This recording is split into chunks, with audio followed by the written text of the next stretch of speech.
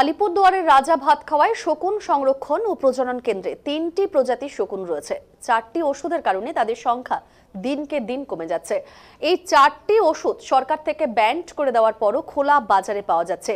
এই ওষুধগুলো যাতে কোনো পশু ঔষধ ব্যবসায়ীরা বিক্রি না করেন এবং এই 4টি ওষুধ ব্যবহারের ফলে শকুন কিভাবে মারা যাচ্ছে এবং প্রকৃতির ভারসাম্য নষ্ট হচ্ছে কিভাবে, এই সকল বিষয় নিয়েই ফালাকাটা, কোচবিহার, ধূপগুড়ি, জলপাইগুড়ির পশু ঔষধ বিক্রেতাদের নিয়ে ফালাকাটার একটি হোটেলে সচেতনতামূলক শিবির করল আলিপুরদুয়ারের রাজা ভাতখাওয়া শকুন প্রজনন ও সংরক্ষণ কেন্দ্রের আধিকারিকেরা। পশু ঔষধ ব্যবসায়ীরা সর্বপ্রকার সহযোগিতার আশ্বাস দিয়েছেন বলেও তারা জানিয়েছেন।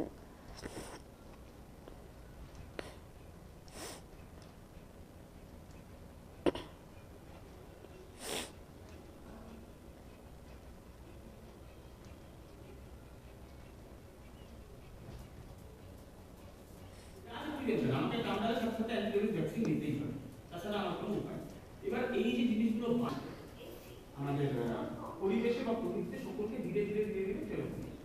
এইটা করার জন্য government of India action plan তৈরি করে। ধরেন 1 ml এর অ্যাম্পুল বিক্রি করে, ভায়াবল মাল্টিডোজ ভায়োলিন 1 ml বা 2 ml এর অ্যাম্পুল, তার বেশি তৈরি করতে পারবে কোম্পানি। এটা গভর্নমেন্টের ডাইরেক্ট।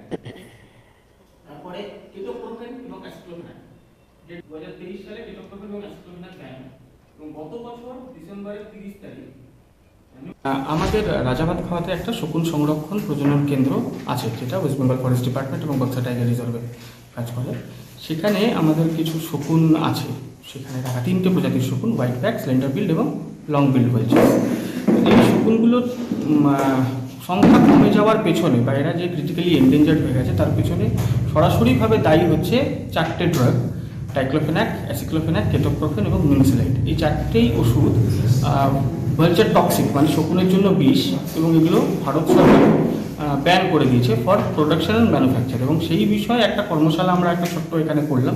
যারা আমাদের দাদারা আছেন সরাসরিভাবে ওষুধের ডিস্ট্রিবিউশন করছেন, ওনাদের সাথে ভেটেরিনারি ওষুধ ডিস্ট্রিবিউশন করছেন, ওনাদের সাথে আমরা একটা সরাসরিভাবে একটা কর্মশালার মতন করলাম, ওনাদেরকে অ্যাওয়্যার করলাম যে এই ওষুধগুলো কীভাবে ব্যান করা যেতে পারে, যেহেতু এগুলো অলরেডি ব্যান, এগুলো ডিস্ট্রিবিউশন ওনারা অলরেডি করছেন না। এবং আমাদের অ্যাপিল ছিল ওনাদের কাছে যে ওনারা অ্যাওয়ারনেসটা একটু জেনারেশন করুন, যারা এই ওষুধগুলো ব্যবহার করছেন বা করতে পারেন তাদের কাছে, যে এগুলো বিষ তুল্য এবং এগুলো যদি আমরা বন্ধ করতে পারি তাহলে আমরা শকুনকে হয়তো ভবিষ্যতে একটা জায়গায় ফেরত নিয়ে আসতে পারব। যে 4খানা ড্রাগের কথা ওনারা বললেন, তার মধ্যে আমাদের কাছে অলরেডি 3খানা ড্রাগের ইনস্ট্রাকশন তো আগেই ছিল, যেগুলো ডাইক্লোফেনাক, প্যারাসিটামল, তারপরে কেটোপ্রোফেন এবং অ্যাসিক্লোফেনাক। আমরা অলরেডি পারচেস অ্যান্ড সেল টোটালটা আমাদের বন্ধ করে দেওয়া হয়েছে, এবং নিমোসোলাইটের ইনস্ট্রাকশন আসছে রিসেন্ট, সেটাও আমরা বন্ধ করার উদ্যোগ নিয়েছি। আমরা আগামী দিনে এটা কিনবও না, বেচবো। যারা স্যাররা আসছিলেন আমাদের একটা অ্যাওয়ারনেস প্রোগ্রাম করার জন্য, এবং সবাইকে যারা গ্রামের চিকিৎসক তাদেরকে বোঝানো ব্যাপারটা, সেটা আমরা পূর্ণ সহযোগিতা করবো। আমরা যারা ডিস্ট্রিবিউটার আছে তাদেরকে জানাবো, এবং অ্যাওয়ারনেস প্রোগ্রামটা আগামী দিনে যেন এরকম মেয়াদি করা যায় সেই চিন্তা ভাবনা করতে আমরা আছি। আমরা আলোচনা করে বিভিন্নভাবে করবো সেটা।